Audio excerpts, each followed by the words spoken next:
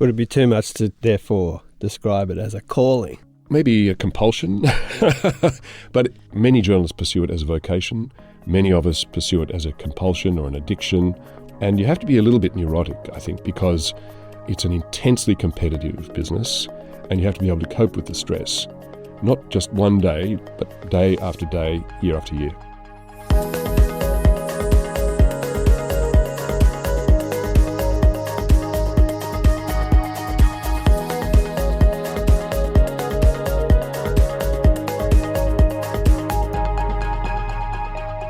This is Life and Faith, a podcast where we seek to elevate the conversation about the things that matter, or should matter, deeply human questions about meaning, purpose and hope.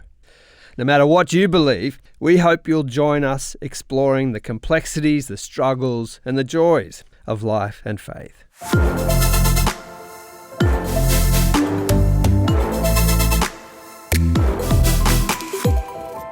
Welcome to Life and Faith from CPX. I'm Simon Smart.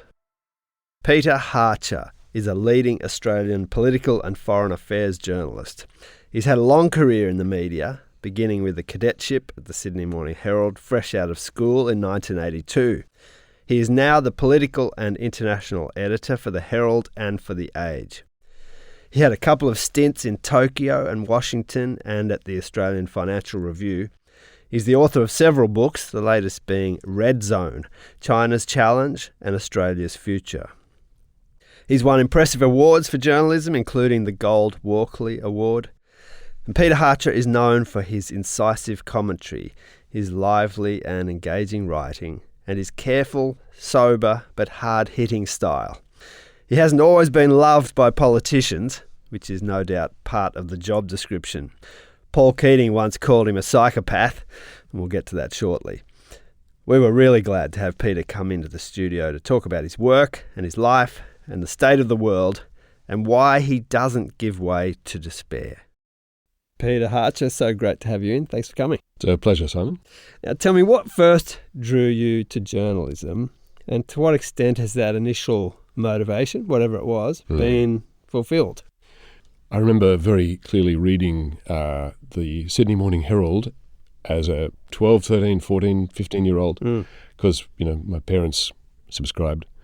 And I remember reading articles of outrage, of compassion, really powerful stuff, and thinking, wow, that's a hell of a thing these people do. But I'd never thought of myself as a possible journalist. It had never occurred to me until one day, for the last year of my schooling, I was sent to a boarding school because Mum and Dad worried I was too naughty.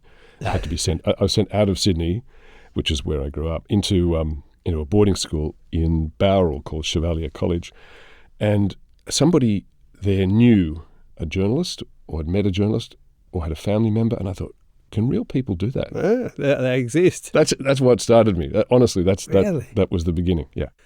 And did going to boarding school solve your naughty behaviour? No, but it was fun. Yeah, good. You managed to survive. Okay, so you've kind of got this glimpse of it through this connection. And then how did it unfold there, though? How did you suddenly think, well, maybe I could do this? Okay, well, Year 12 boarders, we had a little cubicle, but it was like a cubicle in a public toilet where if you stand on the toilet seat, you can look over into the next cubicle, except I was standing on my bed to look into the next cubicle to where the bloke next door, my friend Tim Flavin, who remains my friend to this day, 43 or 4 years later, was writing something. I needed help with some maths homework, and he was a maths whiz, but he was doing something else. So I said, what are you writing? He said, I'm writing an application to be a cadet journalist at the Sydney Morning Herald. And I said, oh, how do you do that? And he explained. So I thought, bloody hell, this sounds like something I might like to do. So I sat down, I wrote an application. Until that point, I'd been planning to become a lawyer, mainly because of lack of imagination. Couldn't think of anything else to do. Yeah.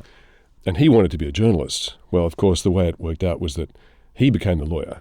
I ended up as the journalist. I just applied. If I'd known how difficult it was to get in and how high the hurdles, I wouldn't have applied. I would have been intimidated. But I didn't know. I knew bugger all, so I just jumped in, and one thing leads to another. It was a benefit to you that you were naive about what you were stepping into. I was full of young male adolescent hubris, thought I could do anything, just wrote the letter. Yeah. Well, here we are. We're decades down the track, and it's been a good experience on the whole, I imagine. It's been such a good experience that every time I've thought about leaving it, I've decided no. Yeah. And every now and then, someone will offer you a job in another field. That's happened many times over the last decades. And every time I thought, well, the money's almost always better, right? The field sounds interesting, whether it's I've been offered a full chair at a university even though I didn't go to university. I went directly from high school into a cadetship, and I've never studied at university. I've been offered to run a think tank based in Hong Kong. I've been offered all sorts of investment banking jobs, politics jobs, all sorts of jobs. And sometimes I get excited, it's new, and maybe I should try something different. But then I sit down, and then the reason I've never taken any of these jobs, Simon, is that I visualize what I would do on the Monday morning of my first week in that new job. And I try to run through the whole day, and I rarely get past lunchtime, and I decide, no, my job is such a privilege. Yeah. We have this extraordinary privilege to be surrogates for our readers, to talk to the people they don't have access to talk to spend time investigating things they don't have the time or access to investigate, and then to be trusted to bring it to the public. And that's just such a privilege that I'm in awe of it all the time, and I've never wanted to surrender it. Would it be too much to therefore describe it as a calling? Maybe a compulsion, but in your moments of idealism, you can get caught up in it as a vocation. Many journalists pursue it as a vocation. Many of us pursue it as a compulsion or an addiction or a neurosis. And you have to be a little bit neurotic, I think, because it's an intensely competitive business. You're under a lot of pressure, and you have to keep running hard and competing, and you have to be a bit paranoid. You can't rest, you can't relent. It's tough, so you have to be you have to enjoy intense competition and adrenaline. You have to like all that, and you have to be able to cope with the stress, not just one day, but day after day, year after year. I read a recent column of yours that was promoting good news stories, even among the bad, so they're going to be there as well. But this is a reaction to this overwhelming sense of kind of poly-crisis, some people are calling it, and how much it sort of weighs us all down. But I wondered, is there a future for constructive stories in the media? Because we, as you say in your column, we know that bad news sells. It's always been the case. But this is an inclination of yours to offer something a bit different. Yeah, and I talked to a guy in Denmark who, after a career in journalism and running the public broadcaster in that country, decided that there had to be something more and better, and started something called the Constructive Institute for Constructive Journalism, right? And it's fascinating. We all media outlets just about do some constructive reporting, in the sense that, for example, I remember the week I wrote that column, we'd just run a story about primary schools in the public system in Central Coast of New South Wales that had turned around from being, pretty grim to being absolute top performers in just a few years. And we had I didn't write it, one of my colleagues did, but we wrote this story, and it's uplifting, it's inspiring, and, we can do better, and here's how to do it, and here's the instructions, A, B, C. So we all do things like that, but it's kind of incidental. Constructive journalism is about making it a methodical, regular thing.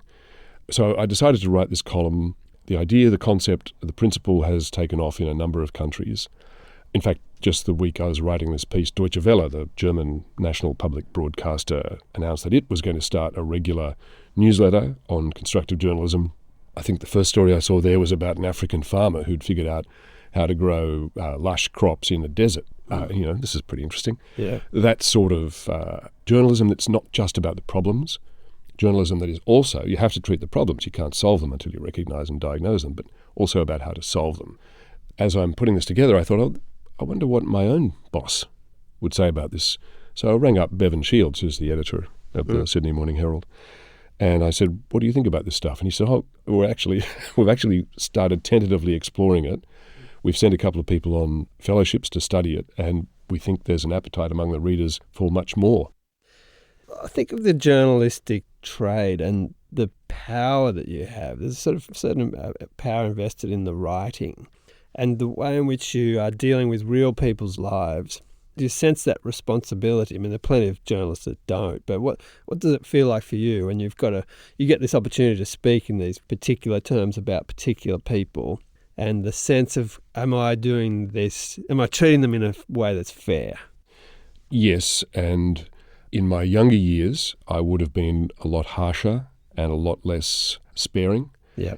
But with experience and seeing the effects that journalism and stories have on people, whether it's news reporting into their lives or commentary on a politician's performance, even a politician is human, I discovered. Yeah. Yeah. Right. So Interesting. it is my job and my duty to apply truth to power, but I've learned that you can do it in an incisive way, even a harsh way, without destroying someone's soul in the process. Yep. So that's what I try to do. I've had some heart-rending text messages from very prominent cabinet ministers in this country after a column I've written to say how devastated they've been. And so I think I wasn't intending that, I wasn't expecting that, and that's tempered the way I analyse and comment on politics at home and abroad, and that's been a good thing. Just quickly, there are lots of different types of journalism. What makes a good journalistic writer, do you think? Okay, so there's two concepts there. There's journalistic and writing. Mm-hmm. Journalistic writing. This is just my homespun, 2 bobs worth amateur operation going on here, but I think the best ones are relentlessly energetic and curious. They're the essential components. Relentless is an essential. Energetic, just to do all the legwork that's involved. And curious, because otherwise you don't get anywhere. You're not turning over anything new. You're just rehashing what we already know. So if you put that together, that makes a good journalistic persona. You need a good sense of outrage.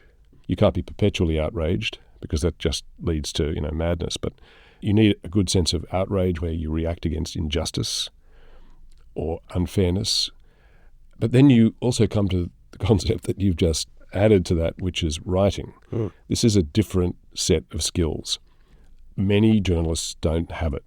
Some of the raw copy that comes in is pretty raw and needs a lot of work. So when they ask me foolishly to address incoming groups of our new trainee journalists, which is a very rash thing to do, to expose them to a curmudgeon like me, but I encourage them to concentrate on the writing, the quality of what they write. This is your craft. Yeah. This is your craft. This is your skill. It's not just about dashing it out and getting it published as quickly as possible. You have to engage the reader, lead the reader through, even if it's a news report, even if it's a very straightforward news report. You still are writing for human beings. You've had plenty of experiences with Australian leaders over the years. What do you think is lacking in public leadership today?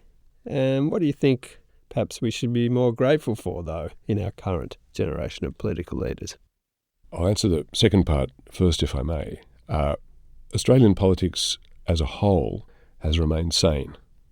Now, that sounds like a low bar to cross, but look around the world, and we have Donald reminding us every day that insane and destructive politics and leadership is always possible in any country at any time, even ones that we think are immune to that because they have got developed liberal institutions and democratic practices. We've remained sane.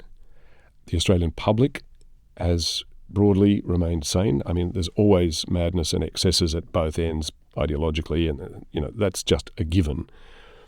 Our system has remained sane, and I think that's a great credit to us. As for our politicians, well, look, there's a couple of things there. The first thing is our political system has produced tremendous, and our whole national ethos and engagement with politics has produced tremendous results.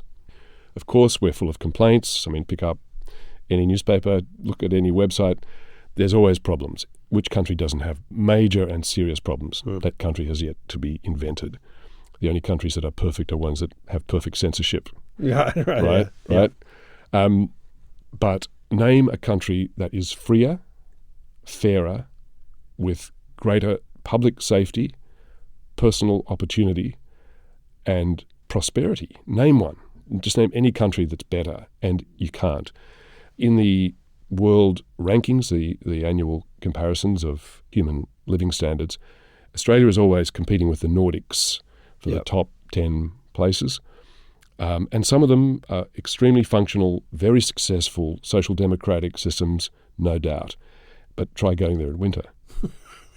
Yes. And can I just, Yeah, right. you also asked a very important question about should we be more appreciative or grateful for our political leaders? And the answer is yes, we should be. Not all of them. And we went through that mad decade where both at the national level, Liberal leaders and Labor leaders were committing regicide against each other. Yeah. It's just, that was insane. Yeah. That was self-indulgence ahead of duty. We seem to have got through that era. Scott Morrison was allowed to finish a term, so the Liberals seem to get through it, and now Albanese's been allowed to get through a term. So we seem to be through that. One final point that I'd make, Simon, is that the relative absence of corruption at our national leadership level. Two quick examples. I remember when Malcolm Turnbull was Prime Minister, and he stayed living in his own home, right? That's why they called him Mr. Harbourside Mansion. Yeah. And while he was living there as Prime Minister, the house next door to his had some major renovation. And there was a giant crane on the house and concrete trucks, all that horrible experience of having a major building project next door. In almost any other country, that would have been shut down. Yep. I'm the Prime Minister. Yep. It happened in Australia. And he was even fined by some sort of ranger for paddling his kayak in front of his house in front of his own house without a life jacket. Tony Abbott said to me once, after he'd left the Prime Ministership, I ran into him at the beach and we were talking about surfing, and he said, I've always wanted to live in a house opposite the beach. So I just have to tuck the board under the arm, cross the road, and I'm at the beach, I can surf. And I thought, wow, this man has been the Prime Minister of this country and he can't afford to live, and he still lives in the family home where he lived for many years, can't afford to live at a Sydney beachfront suburb. What does that tell us about the honesty of our leaders? And as far as I can tell, there are lots of people who are crook in the system, and that's why we've got all the investigative and police mechanisms which aren't yet fully operating well enough. So I'm not Pollyanna about this. But at the top level, the Prime Minister level, we have been extraordinarily fortunate. These are people who believe in our country and their parties and our system, and not just enriching themselves.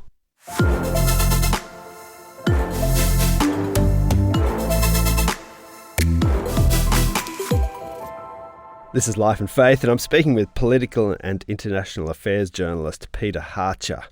Peter has had a long and successful career and mixed it with political leaders from all over the world. That experience has given him a close look at how these people operate, their quirks, and things that surprise. His relationship with former Prime Minister of Australia, Paul Keating, is a fascinating one. I couldn't let the chance to ask him about that slip by. The former Prime Minister, Paul Keating, is famous for his insults, and you've been the recipient of at least one, probably more.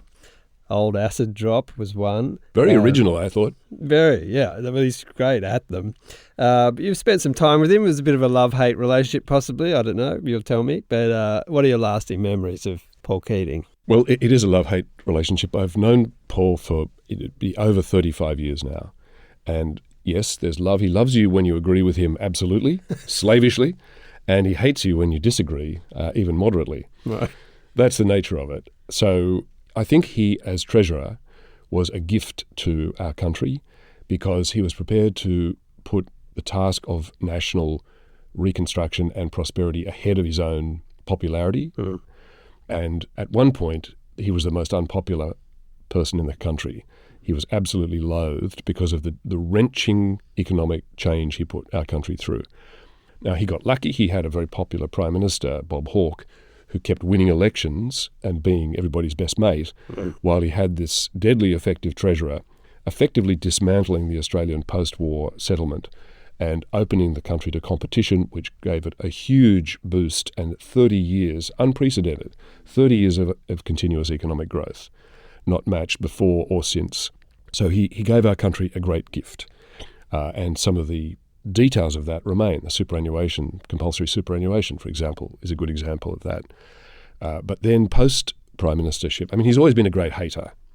And his hatred, his loathing and his destruction of Bob Hawke is legend. We could sit here and I could tell you stories about that all day, but I don't want to get bogged down in hatred. But my criticism of him has been that post-politics, he has allowed his grudges to dominate, and in particular, and I thought it was sad when Bob Hawke was dying that Hawke had to initiate the reconciliation with Keating. Keating didn't do it. Keating responded to Hawke's invitation. So I thought that was a bit sad. I'm glad they did reconcile. Where he's most attacked me, he called me a psychopath, by the way. That's not a bad one. That one. But Old Acid Drop is by far the most creative, I think. Where we've differed is on China policy. Yep. He has long been an advocate of Australia simply stepping back and allowing China what he calls strategic space, which is effectively to do what it pleases. And you can't do that if you want to preserve your sovereign independence and the freedom of our people. We simply cannot do that. So that's been our big point of friction. And is reconciliation coming anytime soon, or perhaps not? Look, I don't think he's dying yet, so we don't have to worry about that, Wait for that just yet. But as long as we disagree on anything, he will come for me. Yeah. You know. That's right. Look, the readers seem to find it entertaining, so I guess it's not all lost. Now, you have written about the reordering of the entire planet, and we are in quite a moment, aren't we? I mean, it really is huge. There's economic deglobalization happening alongside military integration, so Western countries are wrestling with the tariffs from the US, at the same time teaming up on defence coordination and that kind of thing.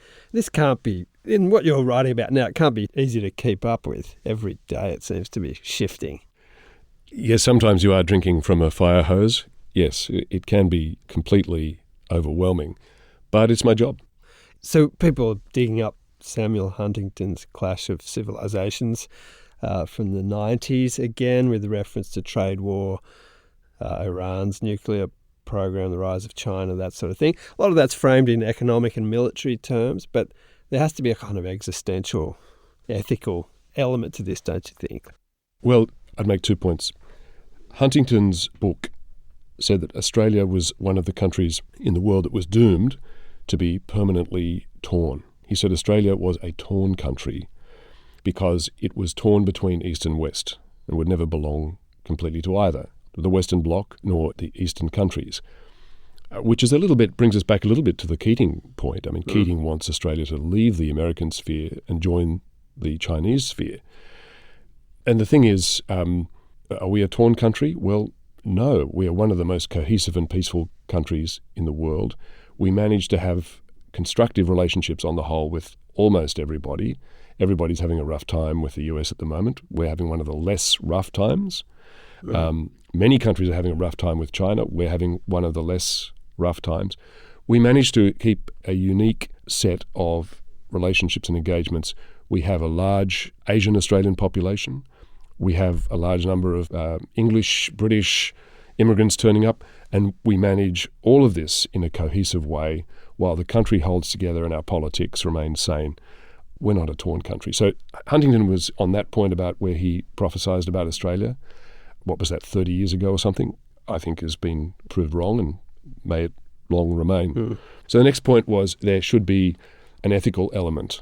Should there be an ethical element to the global contest? As he framed it, it was a cultural, religious contest, and that we should, in that characterization, be part of the Judeo-Christian cultural civilizational bloc. Does that contain an ethical element? Well, absolutely. And it contains in its character the origins of the individual freedoms and human rights that have become bedrock in our systems. Now, they may be bedrock, but they're not always respected and preserved, and we see that under assault in the US today. That's one of the major affronts that Trump is perpetrating on the US, on its own people. That's less of a concern for us. It's their country, their problem. We have other problems with him and what he's doing to the structure of global power and order. But yes, individual freedoms and human rights are an essential element of that. And again, long may that remain. You wrote about Israel-Palestine, and this is a quote from your article, 20 months ago it was impossible for civilised, fair-minded societies not to sympathise with Israeli victims of Hamas's atrocities.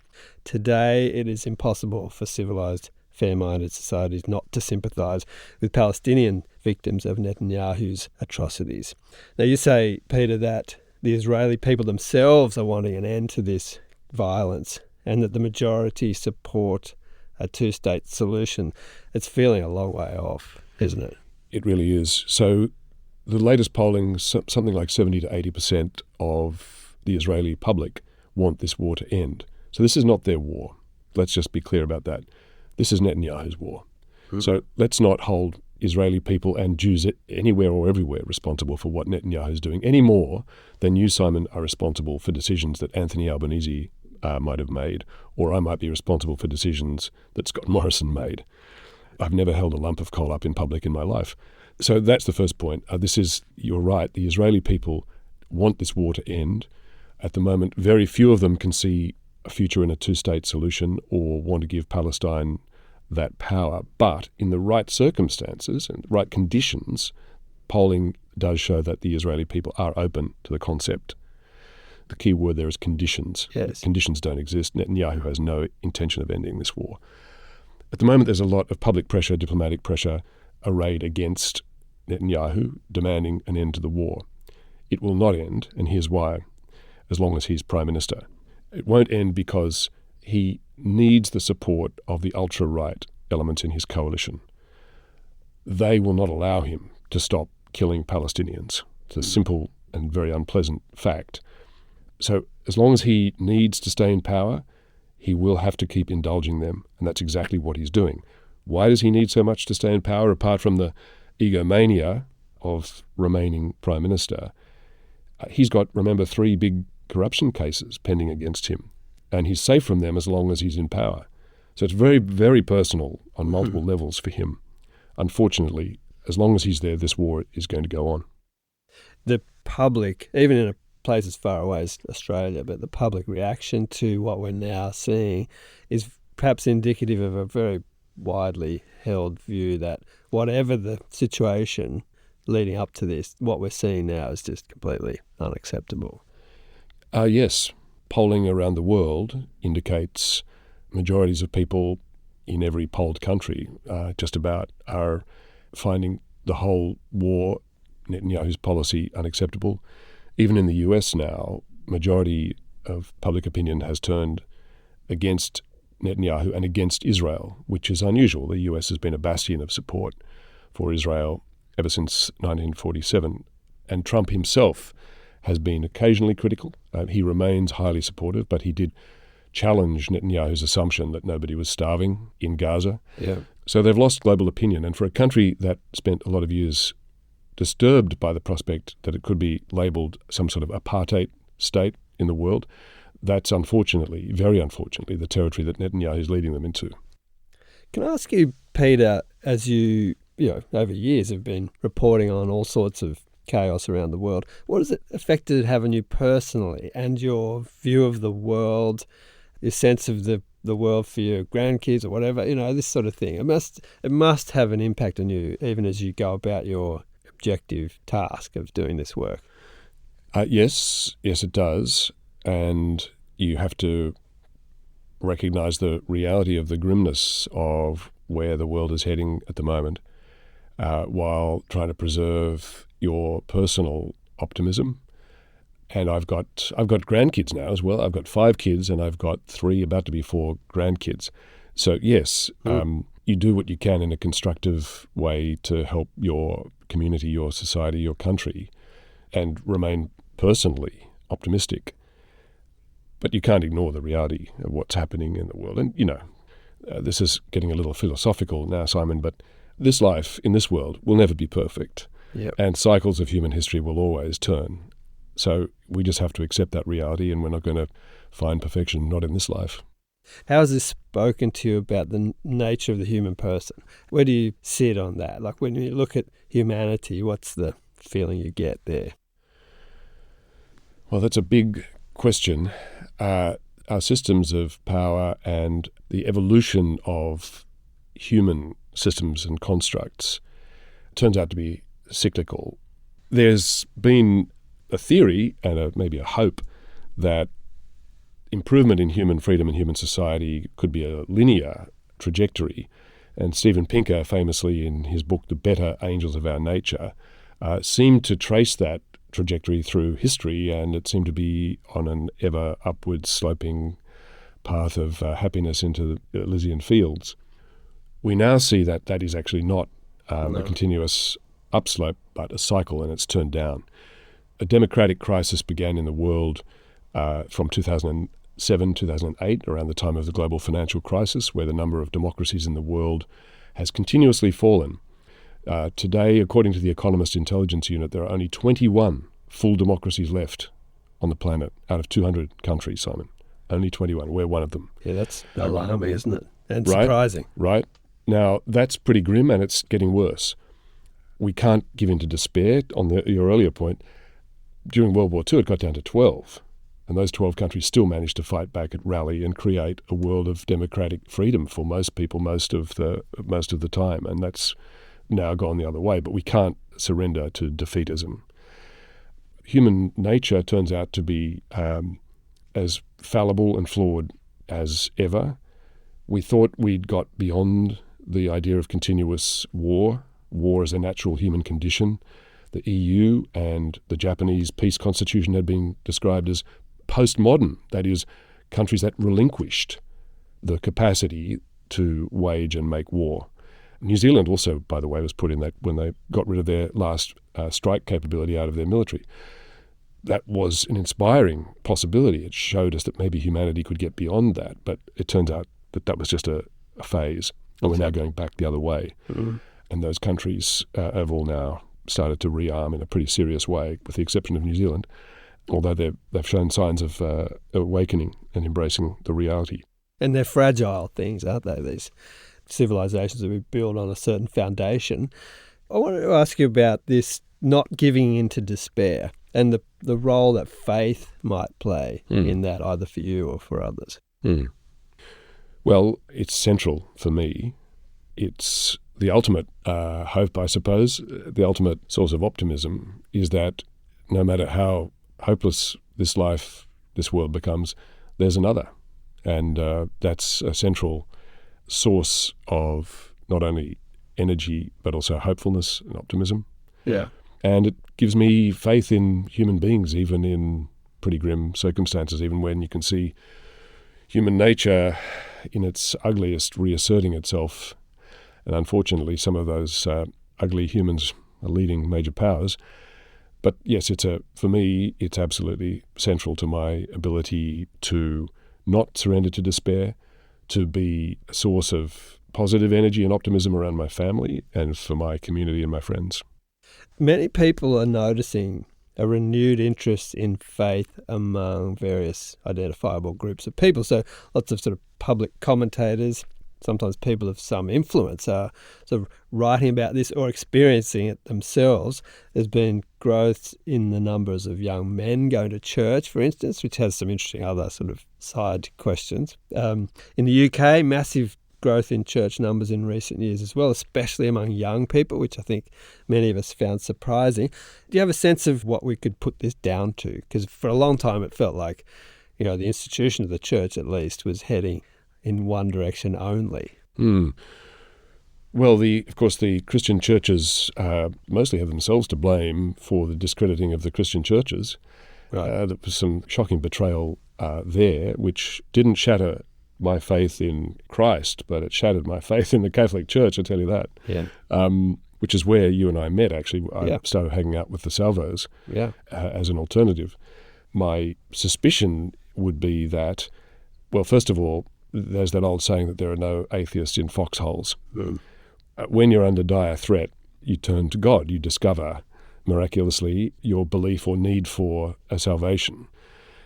The other thing is the whole hopelessness of postmodern, post-faith material society just is a very unsatisfying condition for the human being, and the search for something more seems to be innate and possibly inevitable.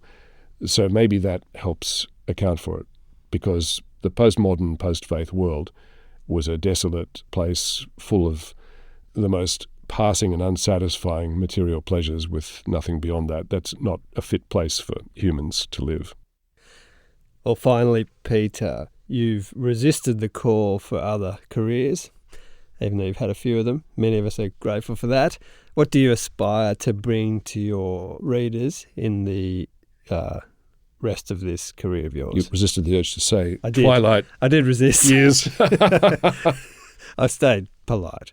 Well, no, thank you. As long as I'm functional and useful, I get the feedback from readers often that they appreciate having a sane and considered comprehension of world affairs and political affairs at home brought to them.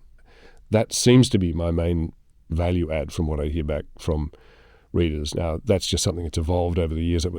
I don't get up in the morning and say, okay, slap myself in the face and try and be sane and considered, but that seems to be the value that I add. Well, we're glad you're at it. Hope you'll keep doing it, Peter. It's been so great to talk to you. Thank you. Pleasure, Simon. Thanks for indulging me.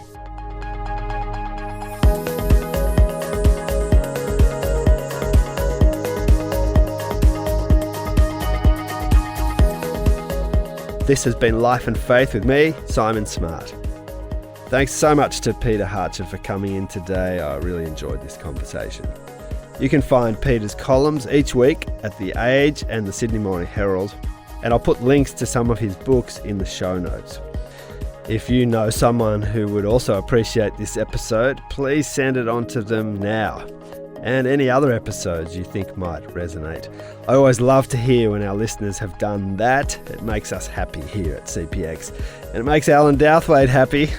Thanks again to Al this week for producing the episode. Next time. I just don't like George Orwell, and I never understood why everyone thought 1984 was so great. And then coming across a book like Brave New World, the plot isn't as good. The plot is pretty superficial. But there's a depth of learning, and I thought a kind of clarity of vision to Aldous Huxley's vision of what the future was going to be like. Why do you need to oppress people from without when you can trivialize people's souls from within?